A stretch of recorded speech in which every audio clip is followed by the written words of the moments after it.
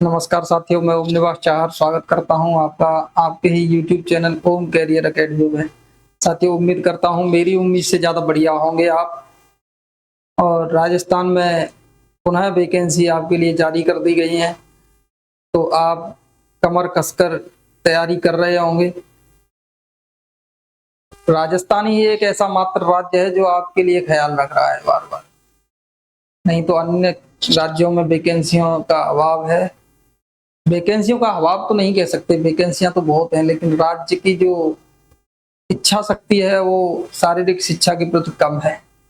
बाकी हर राज्य चाहता ये है कि शारीरिक रूप से बच्चे स्वस्थ हों, उनके लिए खेल का मैदान भी हो, सीख ऐसे ही जाए, लेकिन शारीरिक शिक्षक की भर्ती ना करनी पड़े। गलत है। शुक्रिया करते हैं राजस्थान राज्य का, जिसने आपके लिए बार बार वैकेंसियां दी हैं और नियमित रूप से दी हैं। तो अभी मैं शारीरिक शिक्षा की जो भर्ती आई है उसके बारे में चर्चा तो नहीं करूंगा, लेकिन उसके पेपर के लिए आपको सेकंड पेपर जो है शारीरिक शिक्षा का विषय का जो पेपर है मैं उसकी तैयारी कराऊंगा। तो आज से मैं आपके लिए नियमित रूप से सेकंड पेपर की अर्थात विषय के पेपर की आपकी तैयारी कराऊंगा। और मेरा मानना है कि आपको जो अलग अलग बुक पढ़ के कंट्राडिक्शन होती है, प्लस हमें पता है शारीरिक शिक्षा में जितनी भी बुक हैं उनमें कहीं कितनी भी अच्छे राइटर की ले लें, कंट्राडिक्शन कहीं ना कहीं आ ही जाएगी, कहीं ना कोई गड़बड़ आपको मिल जाएगी। इसलिए मैं ये वीडियो ही इसी उद्देश्य से बना रहा हूँ कि आपको शारीरिक शिक्षा एक बोझ ना लगे पढ़ने में, और आपको समझ में आना चाहिए कि शारीरिक शिक्षा को पढ़ा कैसे जाना है, वाकई शारीरिक शिक्षा को समझा कैसे जा सकता है। ये सारी बातें आपको आज से समझ में आने लगेंगी और शारीरिक शिक्षा से आपको बड़ा प्रेम हो जाएगा और पढ़ने में आनंद आएगा। आपको अन्यत्र कहीं पढ़ने का जो है आप पढ़ने की आवश्यकता नहीं पड़ेगी। दूसरी बात यह है कि मैं आपके फर्स्ट पेपर की गारंटी तो नहीं लूंगा, लेकिन मेरे से जितना बन पड़ेगा वो मैं कराने की कोशिश करूंगा। अगली बात यह है कि आप शारीरिक शिक्षक हैं, भविष्य के शारीरिक शिक्षक हैं, और अगर कोई लाइट से और वॉइस से कोई तकनीकी समस्या आपके सामने आ रही है वीडियो में, तो आप शारीरिक शिक्षक हैं। समस्याओं से जो है सामंजस्य स्थापित करना आप भले भांति जानते हैं, ऐसी मुझे आपसे उम्मीद है। तो आप वीडियो को बहुत प्यार देंगे, लोगों को इससे जोड़ेंगे और इसका लाभ लेंगे, और आगे आने वाली जितनी भी भर्तियां हैं उनमें ये जो है रामबाण होगी, और आगे धीरे धीरे हम एक एक करके पॉइंट टू पॉइंट सारे सिलेबस को कंप्लीट कर लेंगे, ज्यादा समय नहीं लगेगा। और बात करता हूं मैं अब शारीरिक शिक्षा को हम पढ़ेंगे कैसे, बिल्कुल जीरो लेवल से पढ़ने की कोशिश करेंगे। आप ये मान के चलिए आपको पता भी नहीं चलेगा कि आपने शारीरिक शिक्षा को यहां तक पढ़ लिया है, बिल्कुल जीरो लेवल से पढ़ेंगे और आनंद भी आएगा जैसा मैंने बताया। तो शारीरिक शिक्षा की मैं बात कर लेता हूं। चलिए आप बात करते हैं हम शारीरिक शिक्षा की, क्योंकि देर करने से फायदा ही क्या है।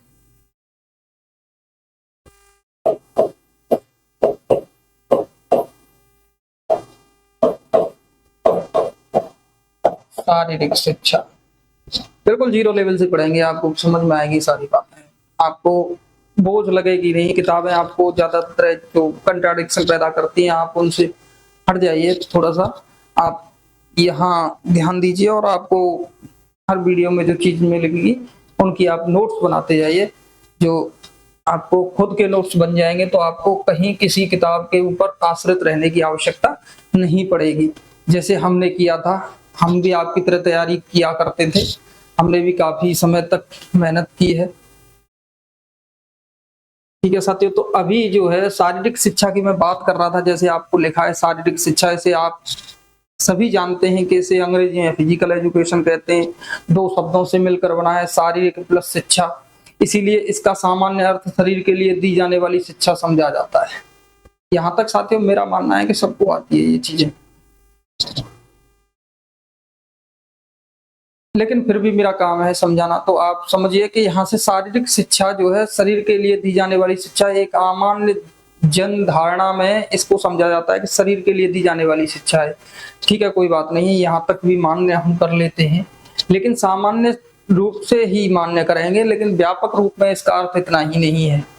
सामान्य रूप से तो ठीक है, लेकिन व्यापक रूप में इसका अर्थ बहुत बड़ा है, क्योंकि मेरा मानना है शारीरिक शिक्षा ही एक ऐसी शिक्षा है जो संपूर्ण है। नहीं, बाकी मैं किसी भी शिक्षा को संपूर्ण मानकर नहीं चलता हूं, मेरा मानना है। साथियों देखिए, आपको समझाता हूं शारीरिक शिक्षा एक संपूर्ण शिक्षा क्यों है, क्योंकि शारीरिक शिक्षा ही एक ऐसी शिक्षा है जो मनुष्य को वास्तव में मनुष्य बनाती है। यह शिक्षा व्यक्ति का सर्वांगीण विकास कर सकती है। नहीं, बाकी कोई ऐसी शिक्षा नहीं जो व्यक्ति का सर्वांगीण विकास कर सके, मनुष्य को मनुष्य बना सके। तो साथियों, अब शारीरिक शिक्षा की मैं अर्थ की बात करूं तो शारीरिक शिक्षा दो शब्दों से मिलकर बना है, शारीरिक प्लस शिक्षा, मतलब शरीर प्लस शिक्षा। तो अर्थात हम सामान्य रूप से मैंने बात बताई, इसी प्रकार जन धारणा में इसलिए दोनों शब्दों को मिलाकर मान लेते हैं, लेकिन वाकई इसका व्यापक अर्थ की बात करें तो व्यापक अर्थ इसका संपूर्ण शरीर का या सर्वांगीण विकास के लिए इसका अर्थ है। शब्दों को दोहराते हुए मैं पुनः कहता हूं, मनुष्य को मनुष्य बनाने वाली शिक्षा ही शारीरिक शिक्षा है। ऐसी शिक्षा जिससे मनुष्य वास्तव में मनुष्य बनता है, वो शारीरिक शिक्षा है। ये मेरे अर्थ में मेरे अनुसार ये परिभाषा है, किताबों में आपको नहीं मिलेगी। ये मैंने माना है कि ये इसकी परिभाषा ये होनी चाहिए। हाँ, तो अभी शारीरिक शिक्षा की जो हम परिभाषा पढ़ते हैं, शारीरिक शिक्षा की परिभाषा से ही हमें समझ में आता है कि हमें पढ़ना क्या है। वास्तविक शारीरिक शिक्षा में हमें क्या पढ़ना है, शारीरिक शिक्षा का सिलेबस परीक्षाओं के लिए क्या हो सकता है, ये सारी चीजें हमें यहीं से समझ में आती हैं। तो परीक्षा के दृष्टिकोण से मैं सीधा लेके चलता हूँ आपको। कुछ राइटर्स हैं, कुछ विद्वान हैं जिन्होंने शारीरिक शिक्षा की अलग अलग परिभाषाएं दी हैं। तो शारीरिक शिक्षा की अलग अलग परिभाषाएं देने वाले प्रथम विद्वान की परिभाषाओं की बात करता हूँ। परिभाषाएं, जो परिभाषाएं दी हैं, तो परिभाषाएं नंबर 1 में मैं बात करूंगा, तो नंबर 1 में सर्मक जी के अनुसार कर लेते हैं। सर्मक, जो सर्मक नामक विद्वान थे, उनके अनुसार उन्होंने जो परिभाषा दी है, तो उन्होंने कहा था शारीरिक शिक्षा शिक्षा का ही एक अंश है। इन्होंने कहा, सर्मक के अनुसार,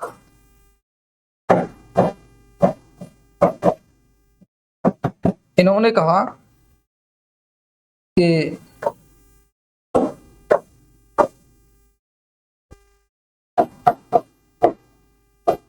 शारीरिक शिक्षा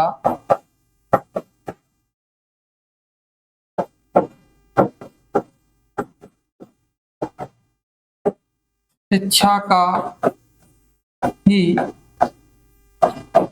एक अंश है। क्या कहा? अंश है। इन्होंने ये कह दिया। इनका मानना था कि शारीरिक शिक्षा शिक्षा का ही एक अंश है। फिर इनके बाद इनसे ही मिलती जुलती परिभाषा देने आए एस लिंगर जी। अब इसमें तो कोई की पॉइंट याद करने की बात ही नहीं है, इसमें तो सीधा सीधा है कि केवल एक शब्द मिलेगा, शारीरिक शिक्षा जो है समग्र शिक्षा या शिक्षा का ही एक अंश है। इतना सा एक शब्द मिलेगा, यहाँ समग्र भी दे सकता है अगर बात की जाए, शिक्षा या समग्र शिक्षा, इसके साथ समग्र भी जोड़ सकता है। समग्र शिक्षा का ही एक अंश है, ठीक है। अब एस लिंगर, इनके बाद आए जो एस लिंगर, उन्होंने कहा शारीरिक शिक्षा शिक्षा का वह अंग है जो शारीरिक क्रियाओं से संपादित की जाती है। अब इन्होंने एक चीज बढ़ा दी इसमें, एस लिंगर जी के अनुसार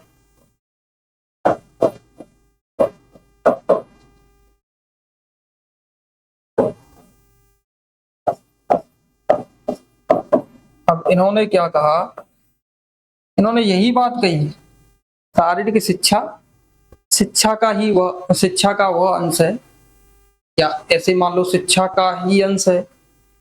शारीरिक शिक्षा शिक्षा का वह अंश है जो शारीरिक क्रियाओं द्वारा संपादित की।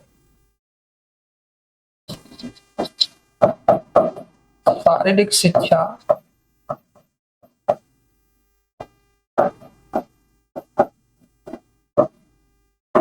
शिक्षा का वह अंश है जो शारीरिक, देखिए मैं यहाँ जो लिख रहा हूँ ये वाले जो अक्षर हैं इनको आप शारीरिक शिक्षा, शारीरिक समझते चलें, क्योंकि ये आप मेरे को शॉर्ट में लिखने की आदत है। शारीरिक को मैं सा ऐसे करके और ऐसे लिख देता हूँ, शिक्षा को मैं ऐसे लिखता हूँ, ये मुझे आदत है। तो इसीलिए आप इसको समझ लें एक बार में, आपको शायद लगे कि ये क्या लिख दिया, तो एक बार समझ लें। शारीरिक क्रियाओं द्वारा संपादित की जाती है।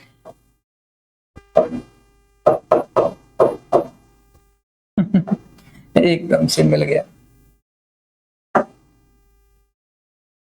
संपादित की जाती है। ये लिंगर जी ने दे दी, मतलब इसमें एक शब्द और जोड़ दिया। एक शब्द क्या जोड़ दिया कि शारीरिक क्रियाओं द्वारा संपादित की जाती। इनके बाद जेवी नैसा, देखिए मैं एकदम मिलती जुलती परिभाषाएं लिख रहा हूं कि जैसे इन्होंने जो दी फिर उससे मिलती जुलती ये परिभाषा, और सारी परिभाषाएं इंपॉर्टेंट है जो परीक्षाओं में पूछी जाती है। मैं केवल उन्हीं परिभाषाओं की बात कर रहा हूँ, अन्य परिभाषाओं की बात नहीं कर रहा हूँ, परिभाषाएं तो बहुत है। फिर इनके बाद जेवी नैसा है, उन्होंने कहा कि शारीरिक शिक्षा शिक्षा के बड़े क्षेत्र का अंग है। इनका कहना था शारीरिक शिक्षा शिक्षा के बड़े क्षेत्र का अंग है। मतलब बात तो वही की जो मांसपेशियों के द्वारा या बृहत मांसपेशियों की बात की थी, मांसपेशियों के द्वारा होने वाली क्रियाओं, मांसपेशियों के द्वारा होने वाली क्रियाओं उनसे संबंधित प्रतिक्रियाओं से संबंधित है। मांसपेशियों के द्वारा जो क्रियाएं होती हैं उनसे और उनके द्वारा होने वाली प्रतिक्रियाओं से संबंधित रखती है। या ऐसे कहा इन्होंने कि शारीरिक शिक्षा शिक्षा का ही एक अंग है। मतलब शारीरिक शिक्षा शिक्षा का ही एक अंग है जो बृहद मांसपेशियों से होने वाली क्रियाओं से संबंध रखती है। अभी यहाँ की पॉइंट समझा दूं मैं, अभी की पॉइंट इनके अनुसार समझा देता हूं। इनके बाद जेवी नैसा है,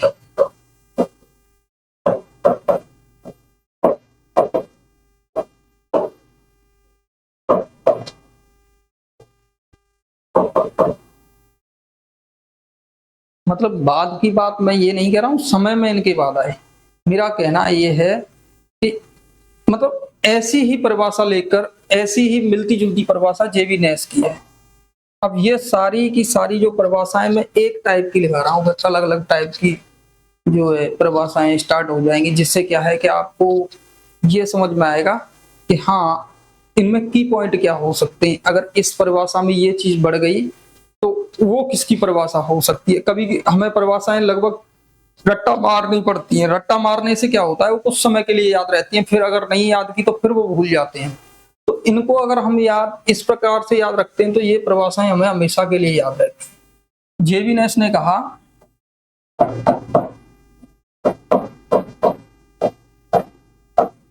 कोशिश करता हूं पूरा लिखने की, याद आ जाता है तो पूरा लिख देता हूं। शारीरिक शिक्षा, शारीरिक शिक्षा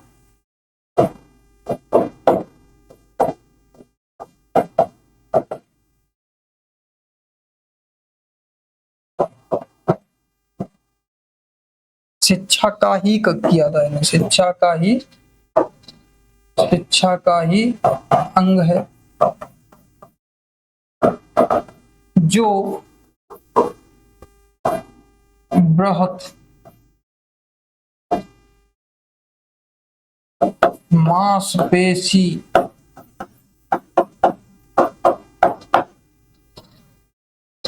मांसपेशियों से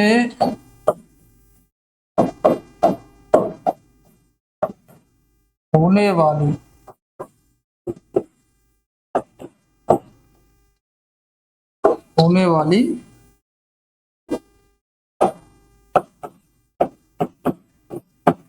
क्रियाओं से संबंध रखता है, संबंध रखते हैं। देखिए साहब, अब इसमें क्या है, की पॉइंट है। अब की पॉइंट थोड़े थोड़े से हमें यहाँ समझ के चलने पड़ेंगे। इन्होंने कहा था बृहत मांसपेशियों जैसी बात आ जाए, एक तो ये बात, या मांसपेशीय क्रियाओं से होने वाली मांसपेशीय क्रियाओं की बात हो जाए तो ये जेबी नेस की परिभाषा है। ठीक है। अब इस शर्मक जी की बात की जाए तो शर्मक जी की बात तो छोटी सी बात है, वो तो एक ही बार में समझ में आ जाती है, लेकिन इसमें शिक्षा को शारीरिक क्रियाओं द्वारा संपादित की जाती है। अब देखिए इसमें भी शारीरिक क्रियाओं द्वारा संपादित हो रही है, लेकिन बृहत मांसपेशियां जोड़ दी इसमें। किस क्या जोड़ दी? मांसपेशियां जोड़ दी, वही शारीरिक क्रिया जिनमें मांसपेशियां जेबी नेस ने जोड़ दी।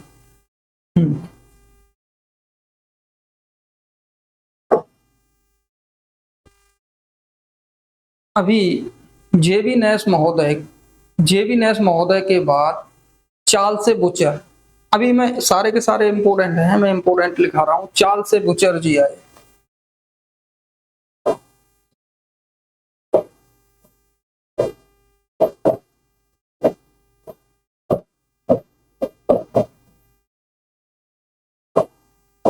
चार्ल्स बुचर, इन्होंने परिभाषा का रंग ही बदल दिया, रूप ही बदल दिया। अभी परिभाषा देनी थी, उद्देश्य भी साथ देने लग गए। अब परिभाषा के साथ साथ उद्देश्य दिए तो इंपोर्टेंट परिभाषा बन गई, इसीलिए खूब पूछी जाती है, सबसे ज्यादा पूछे जाने वाली परिभाषा मानता हूं मैं इसको। और आप देखिए उठाकर प्रश्न सबसे ज्यादा पूछी जाती है। चार्ल्स बुचर जी ने कहा कि शारीरिक शिक्षा, बात तो वहीं तक की कि शारीरिक शिक्षा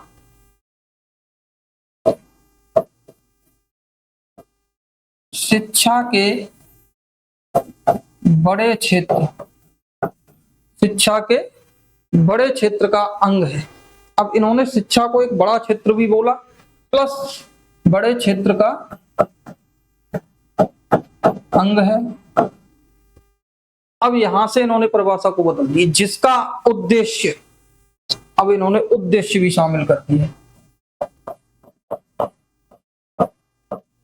जिसका उद्देश्य नागरिकों का, अब इन्होंने व्यक्ति नहीं कहा, यहां नागरिक का, नागरिकों का 4 प्रकार के विकास की बात की या 4 प्रकार से सक्षम बनाने की बात की, शारीरिक, मानसिक, भावात्मक और सामाजिक। तो इन्होंने 4 प्रकार का जो है विकास की उसकी सक्षम बनाने की बात की नागरिकों को, जिसका उद्देश्य नागरिकों को सामाजिक, मानसिक, भावात्मक, सामाजिक, मानसिक, भावात्मक एवं शारीरिक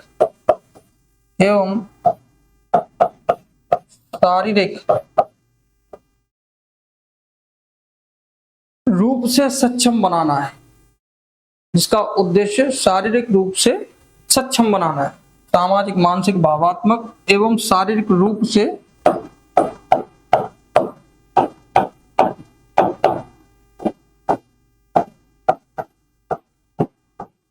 बनाना है। ठीक है साहब, सक्षम बना देगी तो सक्षम, शारीरिक शिक्षा सक्षम बनाएगी तो किसके माध्यम से बनाएगी? शारीरिक क्रियाओं के माध्यम से। अब ये भी वो इसी बात को करेंगे कि शारीरिक क्रियाओं के माध्यम से सक्षम बनाना है, लेकिन जो शारीरिक क्रिया है वो उनके परिणामों को दृष्टिगत रखते हुए अपनाई गई होनी चाहिए। मतलब 2 बातें जोड़ दी, परिभाषा को लंबा कर दिया लेकिन समझ में आता है, अच्छी बात की है। और परिभाषाएं समझ में भी आनी चाहिए।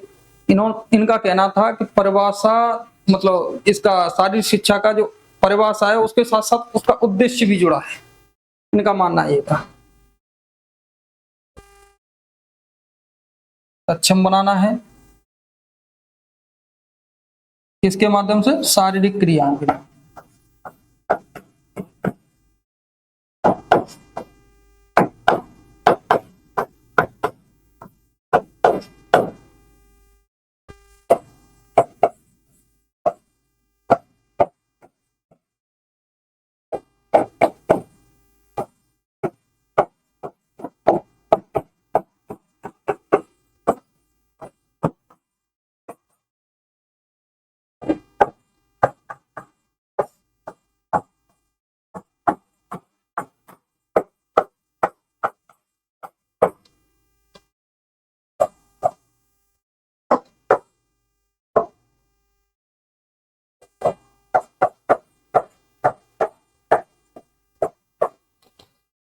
इनका कहना था शारीरिक शिक्षा शिक्षा के बड़े क्षेत्र का अंग है जिसका उद्देश्य नागरिकों को सामाजिक, मानसिक, भावात्मक, शारीरिक, मानसिक, सामाजिक, भावात्मक रूप से सक्षम बनाना है।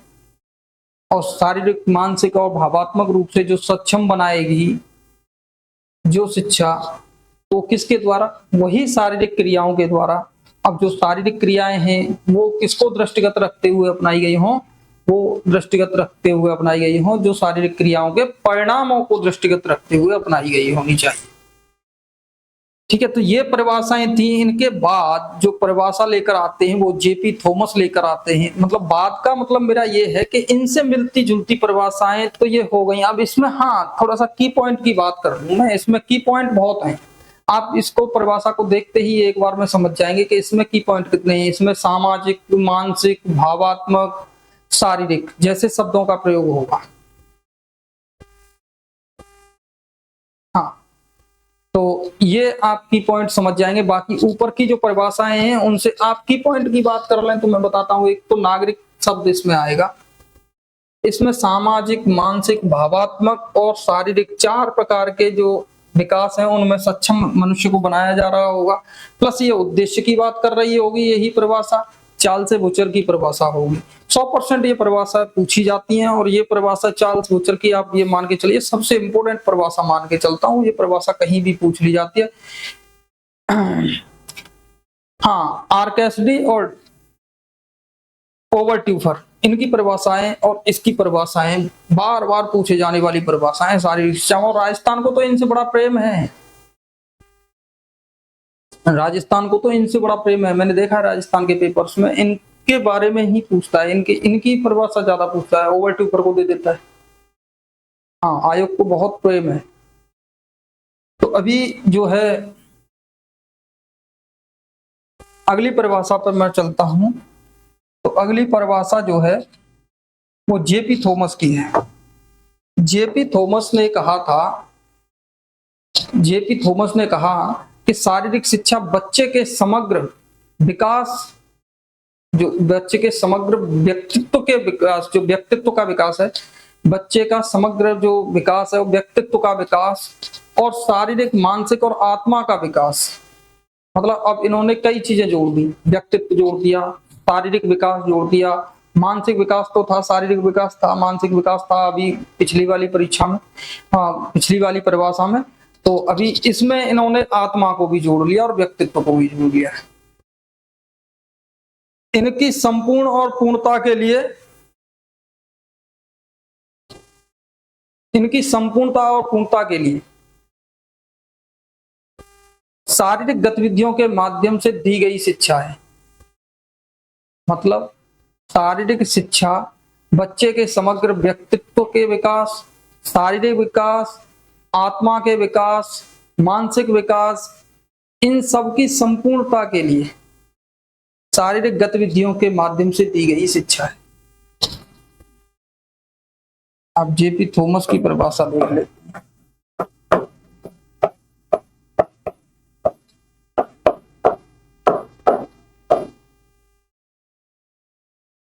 एक सेकंड, टेक्निकल समस्या।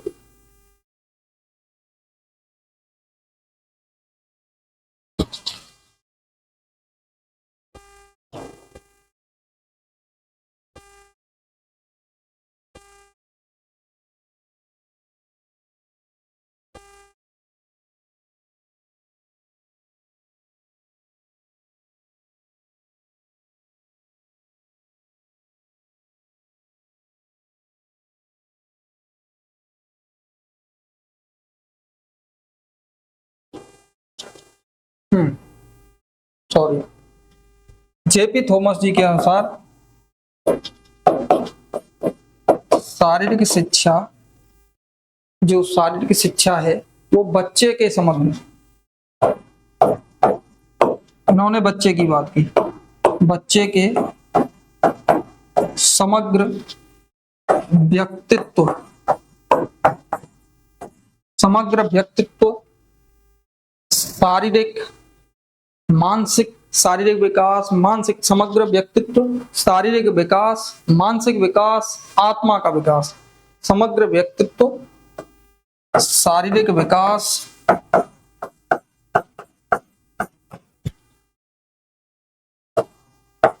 मानसिक विकास,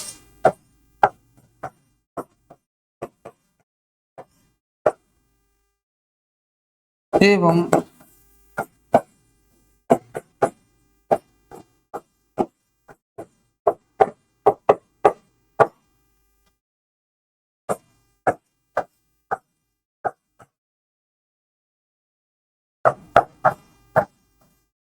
समग्र विकास, आत्मा का विकास की पूर्णता है। जो शारीरिक, जो अब ये जो है, जो पूर्णता जो दिखाई देती है वो किसके कारण दिखाई देती है? अब इनका कहना ये था कि मतलब शारीरिक शिक्षा बच्चे के समग्र व्यक्तित्व का विकास, शारीरिक विकास, मानसिक विकास, आत्मा का विकास कर सकती है। जो विकास है इसकी संपूर्णता लाने के लिए, जो या पूर्णता लाने के लिए, इसकी पूर्णता है तो इनकी पूर्णता लाने के लिए गतिविधियों के माध्यम से दी गई शिक्षा है।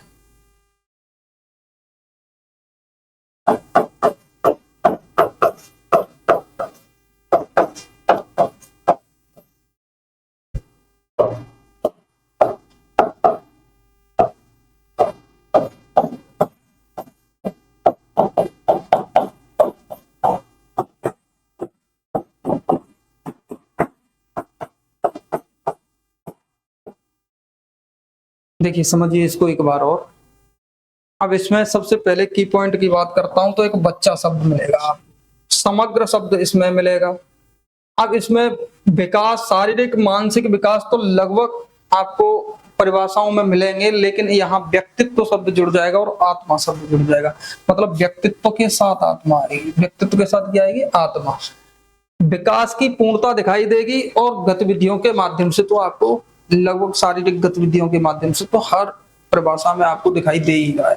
तो जेपी थॉमस जी का कहना था शारीरिक शिक्षा बच्चे के समग्र व्यक्तित्व का विकास, समग्र व्यक्तित्व का विकास, शारीरिक विकास, मानसिक विकास एवं आत्मा के विकास की पूर्णता है। जो शारीरिक, यहां शारीरिक शब्द छूट गया, जो शारीरिक गतिविधियों के माध्यम से, तो यहां शारीरिक लिख लें, शारीरिक गतिविधियों के माध्यम से दी जाने वाली शिक्षा। तो ये बात आपको बिल्कुल क्लियर हुई होगी।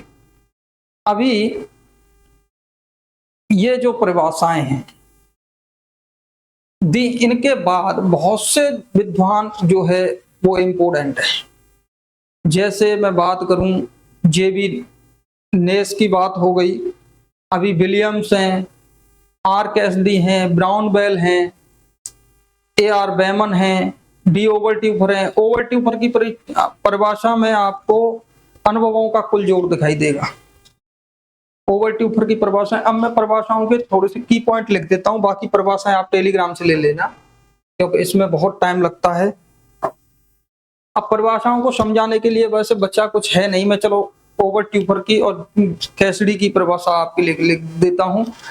ओवरट्यूफर जी ने कहा था शारीरिक शिक्षा उन अनुभवों का कुल जोड़ है जो व्यक्ति को शारीरिक क्रियाओं के माध्यम से प्राप्त होते हैं। डी ओवरट्यूफर, जो डी ओवरट्यूफर थे, उनका कहना था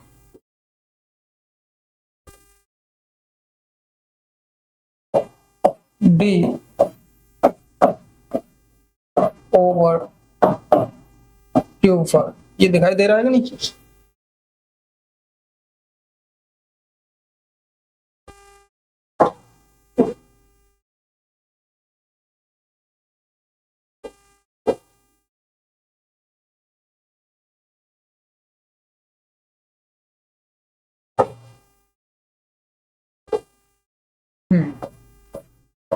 डी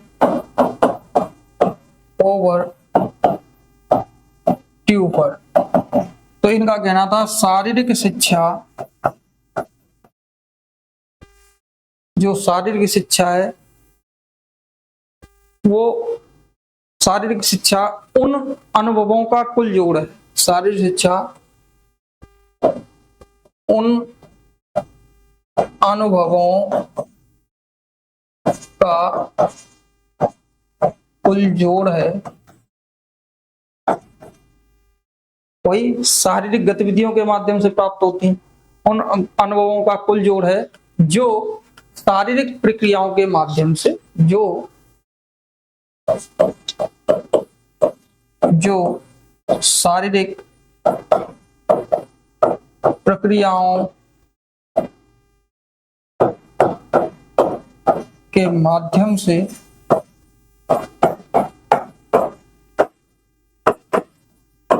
व्यक्ति को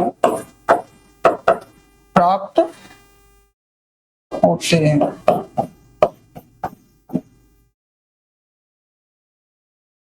ये कहा था ओवरट्यूफर ने। अगर उन अनुभवों का कुल जोड़ आ जाए तो आप इधर उधर नहीं देखना, सीधे सीधे ओवरट्यूफर पर चले जाना। शायद मुझे लगता है कि अभी जो राजस्थान में भर्ती हुई थी शायद उसमें ये प्रश्न आया भी था, जहां तक मैंने वो देखा था उस पेपर में। हाँ, तो ये उसमें शायद आया था, तो इसीलिए मुझे याद है, पक्का नहीं कह सकता आया था कि नहीं आया था। आर कैसिडी जो है इनसे मिलती जुलती परिभाषा दी है आर कैसिडी ने। उन्होंने गामक प्रक्रियाओं का अनुभव कहा है इसमें। आर कैसिडी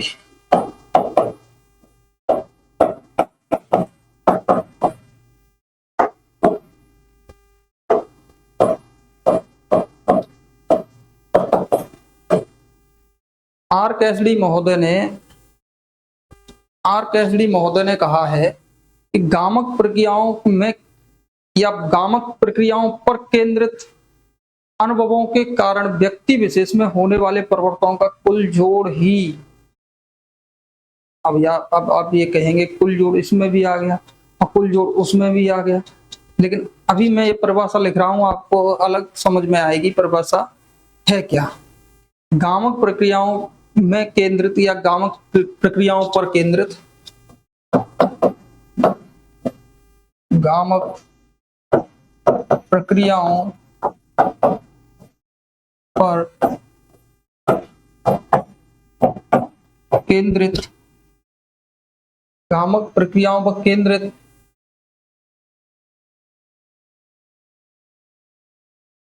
गामक प्रक्रियाओं पर केंद्रित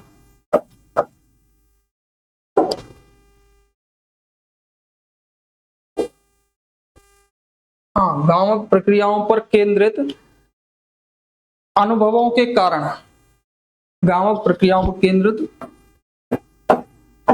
अनुभवों के कारण, गामक प्रक्रियाओं पर केंद्रित अनुभवों के कारण जो परिवर्तन या विशेष परिवर्तन मनुष्य में आते हैं, गामक प्रक्रियाओं पर केंद्रित अनुभवों के कारण विशेष परिवर्तन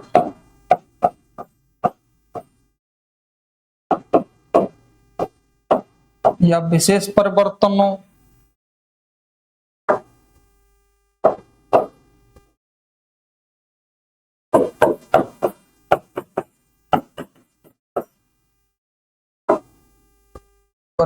का योग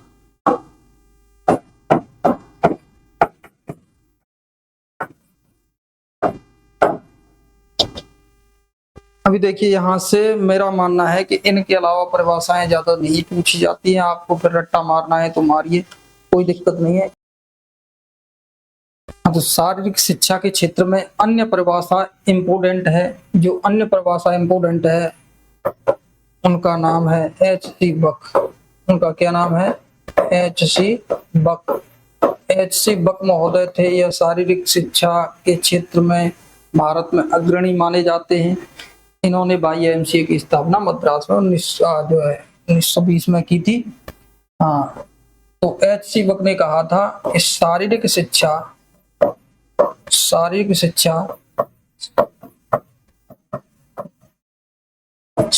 का एक अंग है शिक्षा का एक अंग है जो शारीरिक क्रियाकलापों के माध्यम से, जो शारीरिक क्रियाकलापों के माध्यम से बालक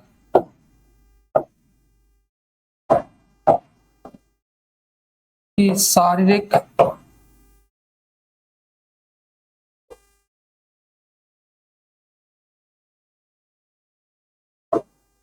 जो बालक की शारीरिक मानसिक अभिवृद्धि को प्रभावित करता है। देखिए, अभिवृद्धि एवं विकास को प्रभावित करता है। यहाँ पहले तो ये बालक की अभिवृद्धि, पहले ऐसे कहा, अभिवृद्धि, बालक की अभिवृद्धि एवं विकास को प्रभावित करता है।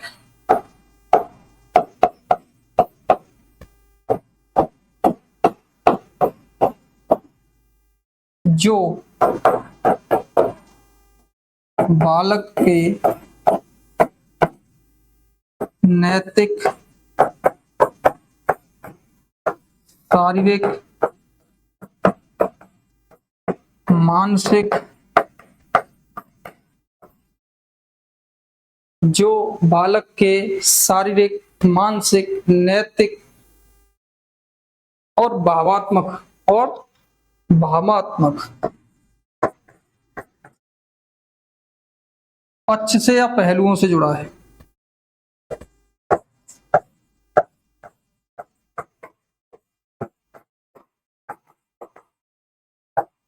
जुड़िए, मतलब कहने का इनका ये था, शारीरिक शिक्षा का वह अंग है जो शारीरिक क्रियाकलापों के माध्यम से बालक की अभिवृद्धि एवं विकास को प्रभावित करता है, जो बालक के नैतिक, शारीरिक, मानसिक और भावात्मक पहलुओं से जुड़ा हुआ है। ये जो विचार है ये एच.सी. बख्शी का था। एच.सी. बख्शी का कहना ये था कि शारीरिक शिक्षा बालक के कई पहलुओं को प्रभावित करती है। इनमें भावात्मक, नैतिक मूल्य हैं। देखिए, नैतिक मूल्य पहली बार मिले हुए, तो नैतिक मूल्य इनका इम्पोर्टेंट है। एच.सी. बख का कहना ये था, नैतिक मूल्यों की बात आ जाए तो एच.सी. बख, ये यहाँ की पॉइंट है। शारीरिक, मानसिक और भावात्मक आपने ऊपर देख लिए थे। यहाँ बालक शब्द का भी प्रयोग आप देख सकते हैं। बच्चा नहीं, बालक शब्द का प्रयोग होता है, बच्चे का प्रयोग नहीं होता। लेकिन अब वही बात आ जाती है कि अंग्रेजी से ट्रांसलेट होकर हिंदी में आता है, तो यहाँ ऐसे शब्दों को हम इम्पोर्टेंट नहीं मान के चलते हैं, लेकिन नैतिकता का यहाँ इम्पोर्टेंट शब्द है। तो अभी ये बातें मैंने परिभाषाओं से संबंधित आपको बताई और आपको इनको समझने में भी आसानी हुई होगी, और मेरा मानना है कि आपको बिल्कुल समझ में आ गई होंगी। अच्छा, मैं जो बात करने वाला था वो बात ये कह रहा था कि अब हम इन परिभाषाओं से सीख क्या पाए। इन परिभाषाओं से हम सीख पाए शारीरिक शिक्षा,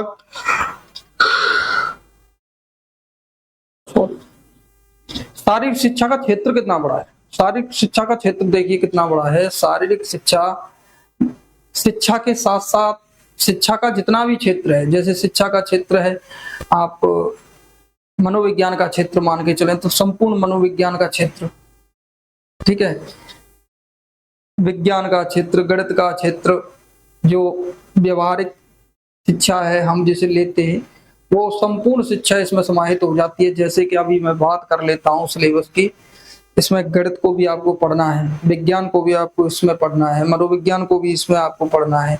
अब विज्ञान में मैं प्रॉपर बात करूं, शरीर रचना विज्ञान और शरीर क्रिया विज्ञान तो आपको बहुत अच्छे से इसमें पढ़ के चलनी पड़ती है। जैसे 8 और 9 अंग तंत्र जो है, कंकाल तंत्र, पेशी तंत्र, रक्त परिसंचरण तंत्र, पाचन तंत्र, श्वसन तंत्र, प्रजनन तंत्र, अंतःस्रावी ग्रंथि तंत्र, सारे के सारे तंत्र इसमें, रक्त परिसंचरण तंत्र, तो सारे के सारे जो तंत्र हैं वो सब पढ़ने पड़ते हैं। कोशिका इसमें पढ़नी पड़ती है, ऊतक इसमें पढ़ना पड़ता है, अंगों का जो कार्य विधि है वो पढ़नी पड़ती है।